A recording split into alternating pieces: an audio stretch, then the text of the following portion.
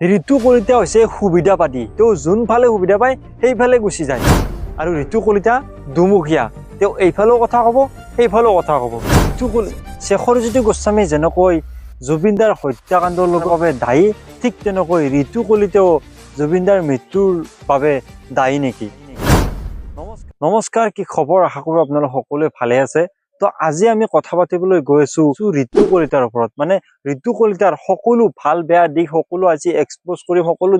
বিষয়ত আজি কথা পাতিম। গতিকে আপোনালোক ভিডিঅ'টো সম্পূৰ্ণ শেষলৈ চাব। কিন্তু তাৰ আগতে মই দুটামান কথা ক'ব বিচাৰিছো যে আজি আমাৰ জুবিনদা আমাৰ মাজৰ পৰা নোহোৱা হোৱা প্ৰায় 40 দিন পাৰ হৈ গ'ল, কিন্তু এতিয়ালৈকে আমাৰ দাদাই কোনো ধৰণৰ ন্যায় পোৱা নাই। আপোনালোকে ভাবক যে জুবিনদাৰ নিচিনা মানুহ এজন যদি ন্যায় পাওঁতে ইমান দিন লাগে, বা জুবিনদাৰ নিচিনা মানুহ এজনে যদি ন্যায় নাপায়, তেতিয়াহ'লে আমাৰ নিচিনা সাধাৰণ মানুহখিনিয়ে ক'ত ন্যায় পাব? আমাৰ আইনৰ ওপৰত সেই বিশ্বাসটো নোহোৱা হৈ যাব। গতিকে মই অনুৰোধ কৰিম মুখ্যমন্ত্ৰী মহোদয়ক যে আপুনি অতি সোনকালে ন্যায় দিয়ক, আৰু আইনৰ ওপৰত আমি যি বিশ্বাস ৰাখিছোঁ সেই বিশ্বাসটো অন্তত জীয়াই ৰাখক, আৰু জুবিনদাক ন্যায় দিয়ক। Justice for Zubeen Garg. তো এতিয়া মেইন টপিকটো লৈ, মানে ঋতু কলিতাৰ ওপৰত বহুত প্ৰশ্ন কৰি আছে বৰ্তমান সময়ত যে তেওঁ দুমুখীয়া, বা তেওঁ সুবিধাবাদী, বা তেওঁ জুবিনদাৰ মৃত্যুৰ লগত তেওঁ কোনোবা ফালে দায়ী। এইকেইটা প্ৰশ্ন কৰাৰ বহুতকেইটা কাৰণ আছে। মই আপোনালোকক সেই কাৰণকেইটা মই কৈ আছো। আৰু আচলতে ময়ো তেনেকৈ ভাবিছো, মানে ঋতু কলিতাও কোনোবা ফালে দায়ী যে জুবিনদাৰ যে এই হত্যাকাণ্ড হৈছে, সেই কথাটো ময়ো অনুভৱ কৰিছো। আৰু কিয় অনুভৱ কৰিছো সেইটো আপোনালোকক কৈ আছো। কথাটো হ'ল, যেতিয়া জুবিনদা আমাৰ মাজৰ পৰা নাই, সেইদিনা তেওঁ মানে টেটু ফালি চিঞৰি আছে যে অমুকৰ পুতক, কুকুৰৰ পুতক, শেখৰজ্যোতি গোস্বামী সি মেইন কালপিত, অমুক তমুক, সিদ্ধাৰ্থ শৰ্মা, এই নানান ধৰণৰ গালি পাৰি মানে শেখৰজ্যোতি গোস্বামী, সিদ্ধাৰ্থ শৰ্মা এনেকুৱা সেনেকুৱা, মানে তেওঁলোক আচলতে কিমান দায়ী বা কি দোষ কৰিছে সকলোবোৰ মানে মুখেৰে কৈ দিছে ঋতু কলিতাই। কিন্তু মই তেওঁক ক'ব বিচাৰিছো, আজি জুবিনদা নোহোৱা হোৱাৰ বাবে যিখিনি কথা আপুনি কৈছে ছচিয়েল মিডিয়াত, বা বেয়া গালি পাৰিছে শেখৰজ্যোতি গোস্বামীকে হওক, সিদ্ধাৰ্থ শৰ্মাকে হওক, বা জুবিনদাৰ লগত যোনে বেয়া কৰিছে তেওঁলোকক যেনেকৈ আজি নোহোৱা হোৱাৰ বাবে গালি পাৰিছে, আপুনি এটা কাম কৰিব লাগিছিল। যেতিয়া জুবিনদা জীয়াই আছিল, যেতিয়া আমাৰ মাজত জুবিনদা আছিল, তেতিয়া আপুনি জুবিনদাৰ ওচৰত গৈ এই সকলোবোৰ কথা ক'ব লাগিছিল যে আপুনি দাদা মোক বেয়া নাপাব কথাখিনি কোৱাৰ বাবে, যে আপুনি গাখীৰ খুৱাই সাপ পুহি আছে, আপোনাক কোনোবা দিনে এইকেইটাই খুটিয়াব। এনেকৈ যদি আপুনি ক'লে হয়, জুবিনদা অন্তত এবাৰ ভাবি চালে হয়। কিন্তু আপুনি সেইটো নকৰি আপুনি মানে যেতিয়া জুবিনদা আমাৰ মাজত নাই, টেটু ফালি চিঞৰি আছে যে জুবিনদাৰ লগত অমুকে কৰিছে, অমুকে জগৰীয়া, অমুক তমুক, এনেকুৱা ধৰণে কৈ আছে। এতিয়া হয়তো আপুনি ক'ব যে মই ইয়াৰ আগতো মাত মাতিছিলো। হয়, মই চাইছো আপোনাৰ সেই ভিডিঅ'সমূহ চাইছো যে আপুনি জুবিনদাৰ লগত কিছু বেয়া দেখিলে সমালোচনা কৰিছে, কিন্তু আপুনি এইটো কোৱা নাই জুবিনদাৰ আশে পাশে থকা মানুহখিনি কিমান বিষাক্ত, জুবিনদাৰ লগত তেওঁলোকে কিমান ডাঙৰ ভয়ংকৰ ঘটনা ঘটাই দিব পাৰে, সেই কথাটো আপুনি কোৱা নাই। কিন্তু আপুনি ছচিয়েল মিডিয়াত ক'ব নালাগে। আপুনি যদি সেইখিনি কথা জুবিনদাৰ ওচৰলৈ গৈ যদি জুবিনদাক খুব সুন্দৰভাৱে বঢ়িয়াকৈ যদি ক'লে হয়, পাৰ্চনেলি ক'লে হয় কথাখিনি, জুবিনদাই এবাৰ হ'লেও ভাবি চালে হয়, বা জুবিনদাক নকয় যদি গৰিমা বৌকে ক'লে হয়, এবাৰ হ'লেও ভাবি চালে হয়, আৰু কি কৈছে এবাৰ চিন্তা কৰি অলপমান হ'লেও ভাবি চালে হয়। কিন্তু আপুনি সেইটো নকৰি জুবিনদাৰ মৃত্যুৰ পিছত আপুনি জগৰীয়া কৰিছে সকলোকে, বা গালি পাৰিছে। এইটো আপোনাৰ কোনো ধৰণৰ কামত নাহিল। আপুনি কৈছে একো কামতে নাহিল সেইখিনি কথা, কাৰণ যদি আপুনি আগত ক'লে হয় সেইখিনি কামত আহিল। আৰু এটা কথা আপোনালোকে অনুমান কৰিছিলে নে নাজানো, যে বিকাশ অসমে বিকাশ অসমে আজি ইমান দিনে তেওঁ ভাল বেয়া পাৰ্চনেলি মোৰ ক'ব লগা একো নাই তাতে। মানে বিকাশ অসমে জুবিনদাক ভাল পাইছিল, বেয়া পাইছিল, বা তেওঁ ভাল কাম কৰিছিল, বেয়া কাম কৰিছিল আগতে, সেইটো মোৰ ক'ব লগা একো নাই। যেতিয়াৰ পৰা জুবিনদা নোহোৱা হৈছে, তেতিয়াৰ পৰা বিকাশ অসমে বহুত বেছি জুবিনদাৰ ন্যায়ৰ বাবে যুঁজ দি আহিছে আৰু লাগি আহিছে, আৰু মই তাৰ বাবে তেওঁক চেলুট দিছো। মানে বাকী তেওঁ যি নকৰক ক'ব লগা নাই, জুবিনদাক ন্যায় দিবৰ বাবে তেওঁ যিখিনি যুদ্ধ কৰিছে বা যিখিনি লাগিছে, সেইখিনিৰ বাবে মই তেওঁক সন্মান যাচিছো বা সন্মান দিছো। কিন্তু এতিয়া কথাটো হ'ল, বিকাশ অসমে অলপতে কিবা কিবি ভুল কৰিছে বুলি ঋতু কলিতাই কৈছে, বা বহুতে বেয়াও পাইছে বিকাশ অসমৰ কিছুমান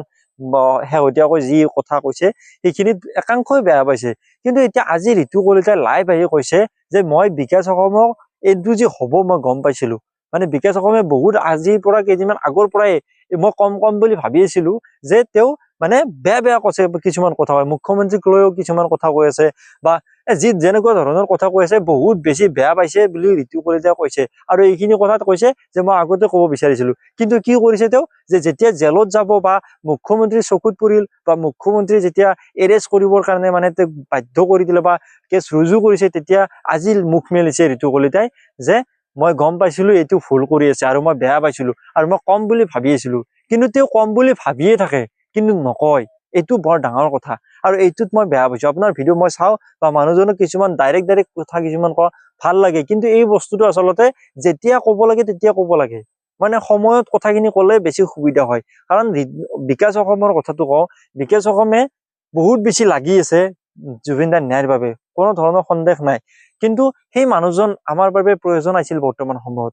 এতিয়া যদি তেওঁ এৰেষ্ট হৈ থানাত বা লকআপত বা মানে জেলত থাকে তেতিয়াহ'লে এজন মানুহ আমাৰ মাজৰ পৰা কমি গ'ল মানে যুদ্ধ কৰা মানুহ জুবিন দাৰ ন্যায়ৰ বাবে কমি গ'ল সেইখিনি কথা যদি আপুনি মানে এই কেছটো নহওঁতে যেতিয়া অলপতে গম পাইছে বা আপুনি অনুমান কৰিব পাৰিছে যে এইটো বিকাশে বেয়া কৰিছে পাৰ্চনেলি লগ কৰি যদি বিকাশক ক'লে হয় যে বিকাশ এইখিনি কিন্তু বেয়া কৰি আছা এইখিনিৰ কাৰণে তোৰ প্ৰব্লেম হ'ব এনেকুৱা কৰিলেহে ভাল হ'ব যদি আলোচনা কৰিলে হয় হয়তো এইখিনি ভুল কৰিব নাপালে হয় বিকাশ অসমে কিন্তু এতিয়া আপুনি কি কৈ আছে যে মই এইখিনি কথা আগতে অনুভৱ কৰিছো আগতে গম পাইছো মই কম বুলি ভাবি আছিলো কিন্তু কোৱা নাই কিন্তু এতিয়া কেতিয়া কৈছে যেতিয়া বিকাশ অসম এতিয়া জেলত যাব বা তেওঁৰ কেছ ৰুজু হৈছে তেতিয়া কৈছে গতিকে আপোনাৰ কোনো মূল্য নাই এই কথাখিনিত আপুনি আজি লাইভ আহি নকলে হল হয় যে বিকাশ অসমে এনেকুৱা ভুল কৰিছে কাৰণ এইখিনি অলৰেডি মুখ্যমন্ত্ৰীৰ চকুত পৰিছে আৰু শেহতীয়াকৈ যিখিনি আপোনাৰ পৰা ভিডিঅ' পালো বা আপোনাৰ কথাবিলাক মানে শুনিলো দেখিলো তাৰ পৰা কিন্তু কৰবাত অনুভৱ হৈছে যে আপোনাৰ সুৰ সলনি হৈছে মানে আপুনি যেন কোনোবা ফালে বেলেগ ফালে গতি কৰিছে এনেকুৱা কিন্তু অনুভৱ হৈছে আপোনাৰ কথাৰ পৰা নাজানো কিয় হৈছে হয়তো মই ভুলো হ'ব পাৰো কিন্তু কথাবিলাক আপোনাৰ সুৰ যেন সলনি হৈছে কাৰণ জুবিন দা নোহোৱা হোৱাৰ পিছত আপোনাৰ যেনেকুৱা ধৰণৰ ৰিয়েকশ্যন এটা দেখা পালো বা আজিৰ পৰা প্ৰায় 10 দিন আগলৈকে কথা কৈছো মই সীমাটো কৈছো 10 দিন আগলৈকে আপোনাৰ যিটো এটা ৰূপ আছিল আপোনাৰ কথাৰ যিটো সুৰ আছিল সেই সুৰটো সম্পূৰ্ণভাৱে যেন সলনি হৈছে এতিয়া যেন এজন বেলেগ ঋতু কলিতা এনেকুৱা অনুভৱ হৈছে আপোনালোকৰ হৈছে নে নাই নাজানো আপোনালোকে এই কথাটো অনুভৱ কৰিব পাৰিছে নে নাই নাজানো হয়তো মই ভুলো হ'ব পাৰো মই কৈছো তাৰ বাবে মই ক্ষমা বিচাৰিম কিন্তু মোৰ অনুভৱ হৈছে মই সেই কথাটো কৈছো যদি আপুনি বেলেগ মানে সুৰ লৈছে মই আপোনাক ক'ব বিচাৰিছো আপুনি এইবোৰ বাদ দিয়ক আপুনি যিখিনি আপোনাৰ পৰা সক্ষম আগতে হৈ যোৱাটো হৈ গ'ল কিন্তু এতিয়া জুবিন দাক কেনেধৰণে ন্যায় দিব পাৰি কেনেধৰণে কি কৰিব পাৰি তাৰ ওপৰত কি মাত মাতিলে আমাৰ সুবিধা হয় সেইবিলাক কথা আলোচনা কৰক বা সেইবিলাক কথাত মাত মাতক কাৰণ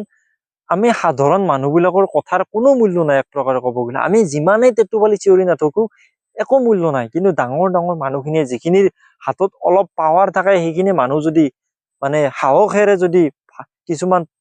পদক্ষেপ লয় বহুত বেছি সুবিধা হয় আজি যদি বিকাশ অসম এৰেষ্ট নহয় বা বিকাশ অসম যদি এনেকুৱা নহলহেঁতেন তেওঁৰ হাততো অলপ পাৱাৰ আছিলে যিখিনি যে এটা পোষ্ট দিলে কমচে কম বহুত মানুহে মাত মাতি বা সহযোগ কৰিছিলে কিন্তু সেনেকুৱা মানুহ এজন কমি যোৱা মানে আমাৰ জুবিন দাৰ ন্যায়ৰ বাবে যিটো আমাৰ দল বা আমি যি যুঁজি আছো তাৰ মাজৰ পৰা এজন ব্যক্তি বা এজন মানুহ কমি গ'ল গম পাইছে নে কথাটো এতিয়া আপোনালোকে কওক মই যিখিনি কথা কলো বা যিখিনি কথা ভিডিঅ'টোৰ মাজত কলো সেইখিনিত কিবা ভুল হৈছে নেকি যদি ভুল হৈছে আপোনালোকে প্লিজ বেয়া নাপাব ক্ষমা কৰিব মোৰ যিখিনি অনুভৱ হৈছে আজি বা ভিডিঅ' বিলাকৰ কমেন্ট বিলাকো মই চাইছো ঋতু কলিতাৰ বা নিউজ বিলাকত ঋতু কলিতাৰ ওপৰত কিছুমান যেনে নিউজ বাজে বা কিছুমান ভিডিঅ' যেতিয়া আহে তাৰ কমেন্ট বিলাক চাইছো আৰু কমেন্ট বিলাকৰ ভিত্তিত আৰু মই যিখিনি অনুভৱ কৰিছো সেইখিনি ভিত্তিতে কথাখিনি উপস্থাপন কৰিব চেষ্টা কৰিছো কিন্তু তাৰ মাজত যদি ভুল হৈছে আপোনালোকে বেয়া নাপাব মোক কি ভুল হৈছে বা মই কি ভুল কৈছো আপোনালোকে শুধৰাই দিব বা কমেন্টৰ জৰিয়তে মোক ক'ব আৰু দ্বিতীয়তে আপোনালোকে কি অনুভৱ কৰিছে বা আপোনালোকে ঋতু কলিতাৰ ওপৰত কি ক'ব বিচাৰে আপোনালোকে প্লিজ কমেন্ট কৰিব